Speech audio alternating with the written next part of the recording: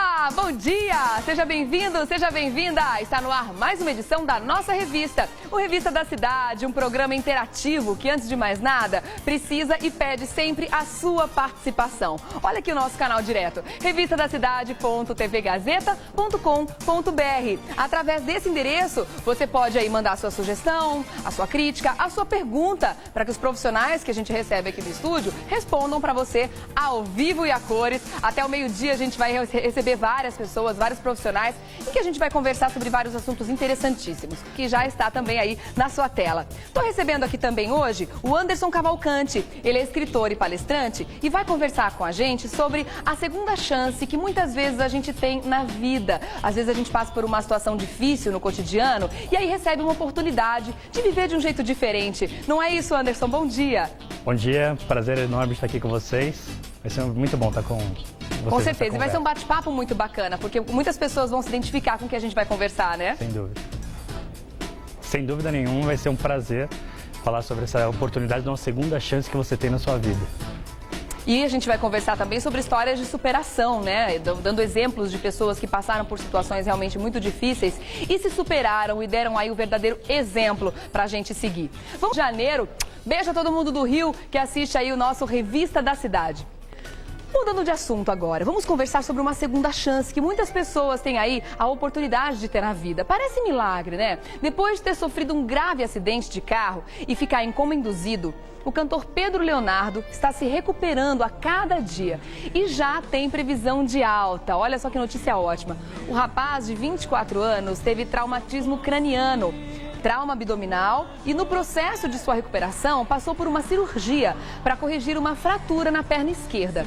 Para a alegria dos fãs e também dos familiares, o médico que acompanha o cantor disse que a recuperação de Pedro impressionou a equipe médica que o assiste. Olha que bacana, né? Realmente uma história de muita superação aí. Ele tem muito caminho para andar ainda, né? Muita coisa para enfrentar nessa recuperação, mas com certeza ele vai fazer isso surpreendendo também toda a equipe médica e toda a família. Outro famoso que renasceu depois de sofrer um grave acidente foi o cantor Herbert Viana. O cantor ficou em uma cadeira de rodas após cair de ultraleve.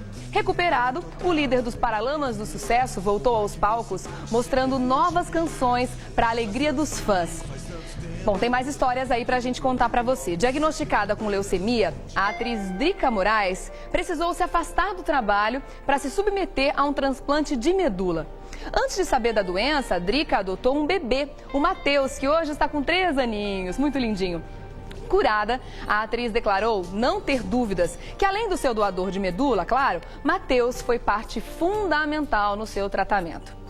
Olha só mais uma história interessantíssima. Antes de vencer um reality show e se tornar uma atriz de muito sucesso, conhecida como é hoje, Bárbara Paz trabalhou como modelo.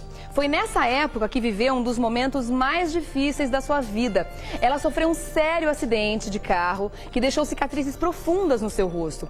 Além de ter que lidar, olha só essa história, hein, gente? Além de ter que lidar com a dor da filha assassinada em 92, a autora Glória Pérez enfrentou com coragem o diagnóstico de um câncer em 2009.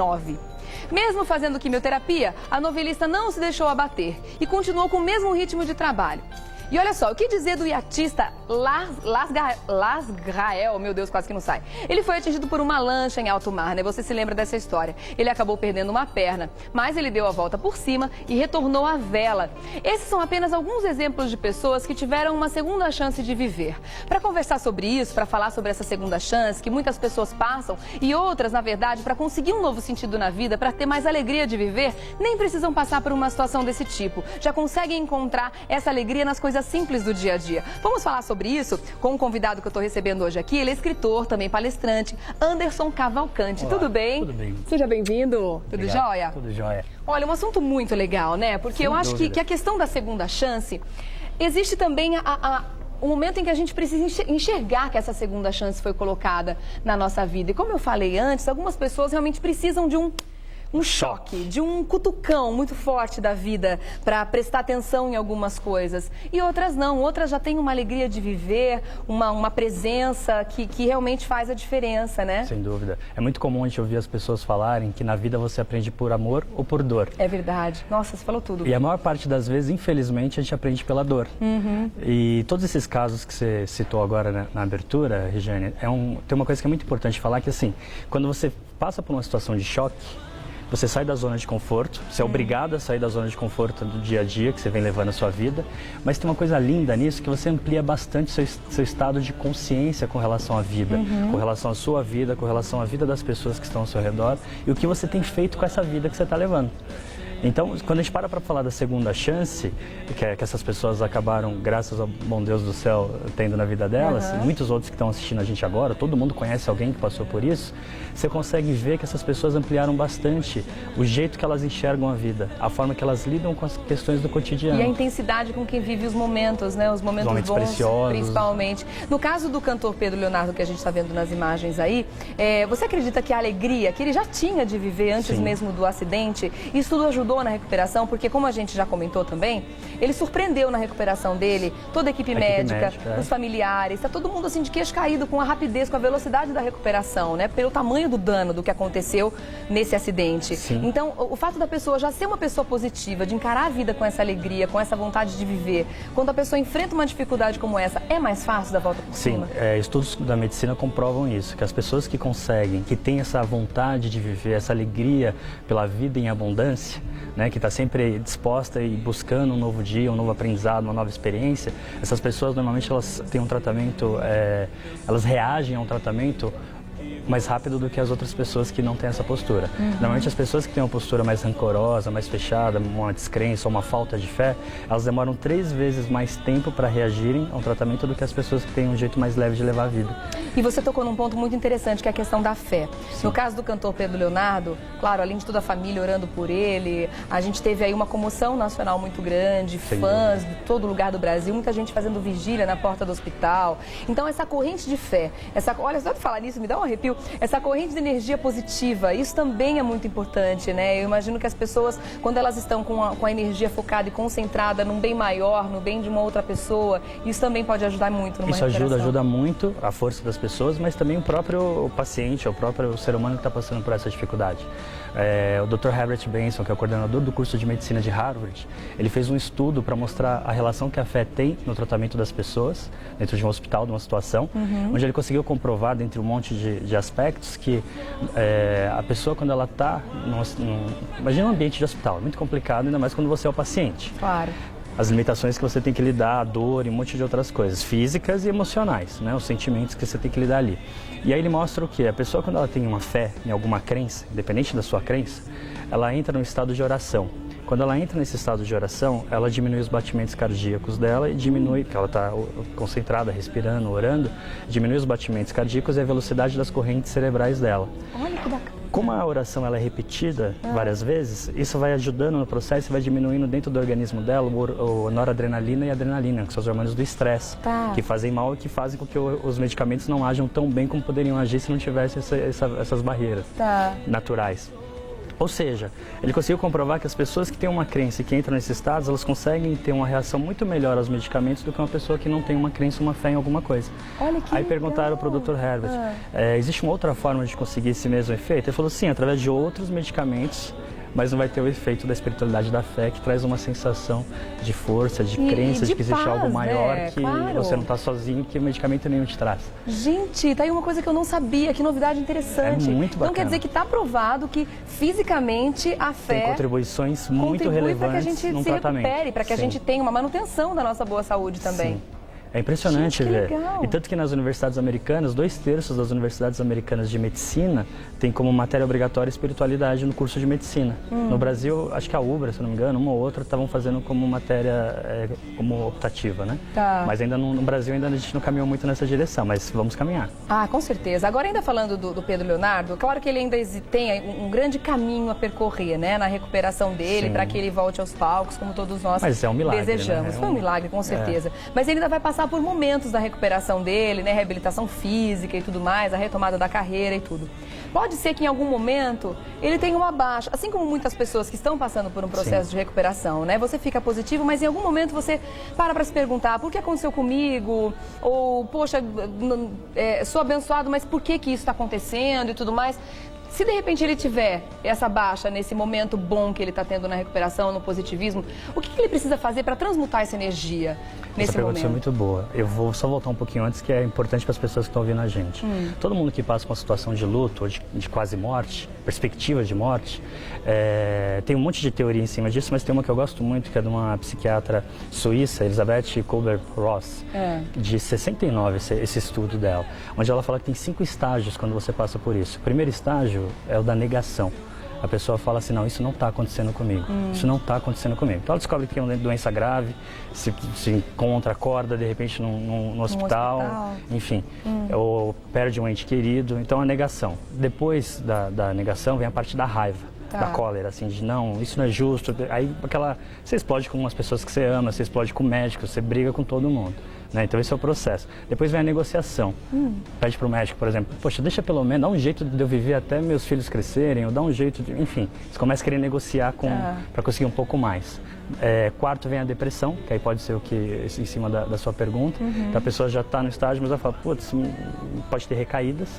E quinto e mais importante é o da aceitação, que é quando você aceita aquela condição que você não tem jeito, Lasgrael, conheço o Lasgrael, é um ser humano especial.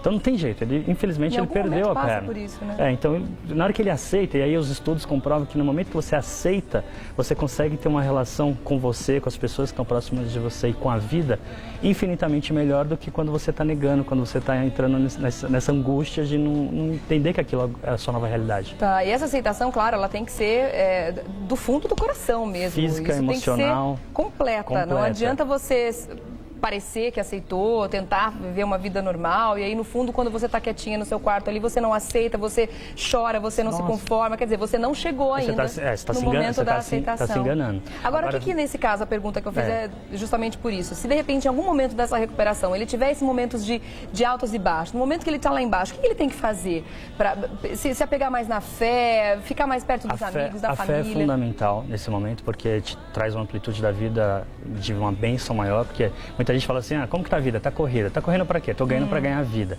Besteira, você tá correndo para ganhar algo que você já ganhou quando você nasceu, que é essa bênção de estar aqui hoje. Só do fato de você abrir os olhos todos os dias e estar vivo, você já tem que agradecer por essa bênção. Mas tem coisas, assim, todo mundo que passa por uma situação dessa, passa um filme na vida. Né? Quem já foi assaltado, por exemplo, com a mão armada, sabe que aqueles 30 segundos, 1 minuto, passa um filme na vida de todos os pontos importantes da sua vida. E aí o que é legal a gente ressaltar? O caso do Pedro, o caso de qualquer pessoa que passa por situação dessa, olhar quais são as coisas que realmente importam na sua vida. Então, assim, é a família, são os amigos, né? Uma das coisas que eu defendo, isso não tem uma resposta porque cada um vai ter a sua percepção sobre a vida. Claro. Mas uma das coisas que eu acredito, Regiane, é que assim, as coisas que realmente importam na vida, elas custam zero. Sabe, um beijo do seu filho custa zero. O eu te amo da pessoa amada custa zero. Um cafuné do seu pai, da sua mãe, custa zero. É verdade. Né? Não existe lugar melhor no mundo do que o aconchego do colo da pessoa amada, né? E então, dar valor para essas coisas também, não é todo mundo que consegue. É o que você falou, ou por amor ou pela dor, né? Às vezes você só dá valor para realmente essas coisas que importam quando acontece um baque muito grande na sua vida. Quando você, de repente, se vê na iminência de não ter mais isso, né? Exato. A experiência de quase morte ajuda muito nesse processo. A experiência de quase morte ajuda muito, mas seria tão bom se a gente conseguisse aprender com... Quando a gente aprende com os nossos erros, é bacana. É verdade. Mas se a gente pudesse aprender com os erros dos outros, seria melhor ainda. Muito mais fácil. Se a gente puder olhar, todo mundo conhece alguém que passou por situações dessas. Quantas pessoas que a gente conhece que o médico falou, olha, não pode ter essa alimentação que você tem, você corre o risco de ter um AVC, um infarto, enfim. E a pessoa continua tendo uma alimentação inadequada, continua não fazendo atividade física. Até que, por quê? Porque ela não reconhece aquilo que ela não conhece. Até o momento que ela toma um susto. E aí, no momento que ela toma aquele susto, ela fala, opa, agora eu tenho que mudar. Então, por que a gente não começa a respeitar mais as orientações médicas? Claro. Por que a gente não começa a respeitar mais os nossos limites? Antes de ter um piripaque, né? Exato. E falando em situações reais que acontecem e geram uma superação impressionante na vida das pessoas e uma transformação, tem uma história interessantíssima que foi retratada num filme que é uma história real. A gente tem até algumas imagens para mostrar para o pessoal aí de casa. Quem não assistiu, eu recomendo que assista. Tem um momento do filme que você precisa ter um pouquinho de estômago forte para encarar, qualquer coisa passa para frente, se não quiser ver. Mas é o filme 127 Horas, que mostra a história de um rapaz, né? Esse filme foi, inclusive, do diretor que é vencedor do Oscar, o Danny Boyle, né? Ele mostra a história real da luta de um homem para sobreviver. Ele perdeu ali, na verdade, numa situação muito adversa, como vocês estão vendo. Ele estava fazendo uma caminhada num canyon nos Estados Unidos. De repente, ele tropeçou, ele se achava muito autossuficiente, ele se achava muito dono do seu nariz. Tanto que ele nem avisou ninguém que ele ia fazer essa caminhada. Ele foi sozinho, completamente só, e sem avisar ninguém. De repente, acontece isso que a gente acabou de ver nessa cena do filme. Ele cai nessa vala, nessa fenda, e uma pedra se desprende e prende o braço dele contra um paredão de pedra. E ele fica preso, ele não consegue sair, a pedra é muito pesada, ele não consegue mover. No total, resumindo, foram 127 horas que ele ficou ali, né? Preso naquele... Você assistiu esse filme? Sim, já? Sim. Uma loucura, né? É forte. É um filme doido demais. E é uma história real, quer dizer, ele ficou 127 horas, foram vários dias. E aí o filme mostra tudo que passa na cabeça dele, o filme que ele tem, das revelações que ele vai tendo da vida dele, as reflexões que ele faz do relacionamento com a mãe, com o pai, com os irmãos, com os amigos, né? Ele tem tempo demais ali para pensar na vida, né? Sim. Eu não vou contar, é claro, porque tem gente que não assistiu e vai querer assistir. O que ele faz para sair dali? Tem o final? Ele acaba perdendo... Tá, a gente vai mostrar então, porque faz parte do contexto do que a gente está conversando aqui. Ele é obrigado a cortar o próprio braço para sair dali, né? E para se soltar, mas isso depois de muito tempo, né? Ele chegou a essa conclusão. Ele teve que ter muito sangue frio, ele teve que ter muita presença de espírito para conseguir se livrar dessa situação, senão ele ia morrer. Ele conseguiu sair dali, conseguiu dar a volta por cima e hoje ele se superou. E o que é muito interessante é que o filme mesmo mostra, no final, que ele deu a volta por cima, ele voltou a fazer esporte, ele constituiu família, casou, teve filhos. É linda a história. E é linda a história, é impressionante. Eu acho que isso é um exemplo e tanto, não é? É um exemplo. E essa, lógico, é uma situação limite, né? Mas ele fez uma escolha. A vida é feita de escolhas. O tempo todo você escolhe se vai ter uma segunda chance na sua vida ou não, uma terceira chance ou não. A cada momento você está tomando uma decisão que vai determinar o seu caminho. Mas como é que a gente consegue perceber isso nas pequenas decisões? Porque isso é uma decisão e tanto, ou é o braço ou sou eu, tá?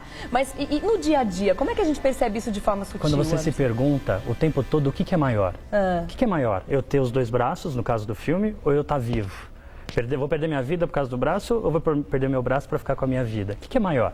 O que é maior? Eu continuar no emprego que eu tô, que está acabando com a minha saúde, acabando com o meu casamento, com a minha relação com os meus filhos, porque eu chego estressado, porque eu não tenho vida? Ou eu abrir mão desse emprego? Muitas vezes eu recebo vários e-mails nas palestras que eu faço de pessoas, olha, eu estou optando em ir para um outro emprego para ganhar um pouco menos, mas para ter mais vida, para poder ver meus filhos acordados quando chego em casa pelo menos 3, 4 dias na semana. Então, assim, o que é maior? Se a gente tiver essa consciência a cada momento na nossa vida de perguntar o que é maior, o que tem valor para mim, o que realmente tem sentido para as decisões que eu tomo no cotidiano, no dia a dia, cada vez mais a gente vai dar um passo na direção daquilo que é a nossa realização, nossa autorrealização. O problema é que muitas vezes na correria do dia a dia a gente vai no piloto automático, acorda, levanta, vai trabalhar, dorme, acorda, levanta e a vida vai passando e ela passa muito rápido. Eu abro meu livro com uma frase dura que eu digo assim, cada minuto de vida é sempre um minuto a menos, nunca um minuto a mais. É verdade. Mal nascemos e já começamos a morrer.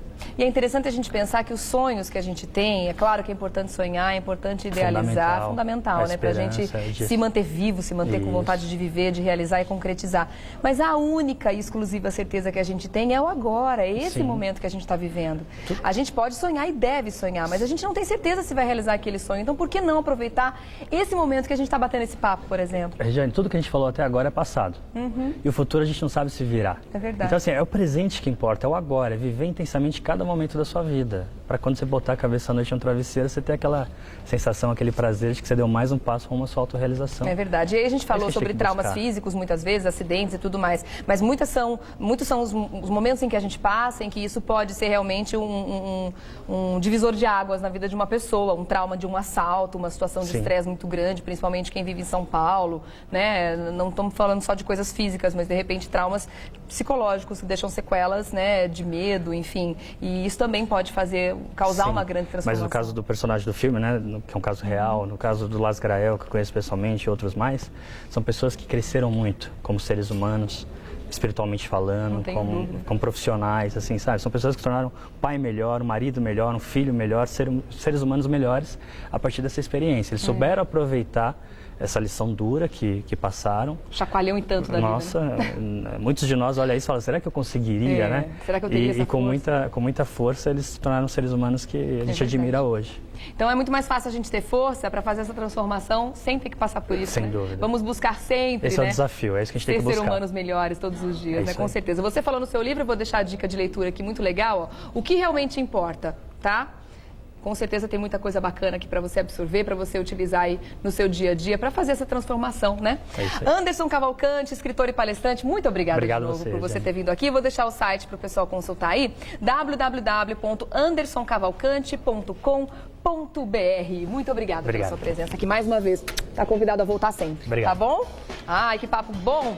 Adoro conversar sobre a vida, sobre transformações. É sempre bom promover isso na vida da gente, na vida de outras pessoas também. Agora, quer saber?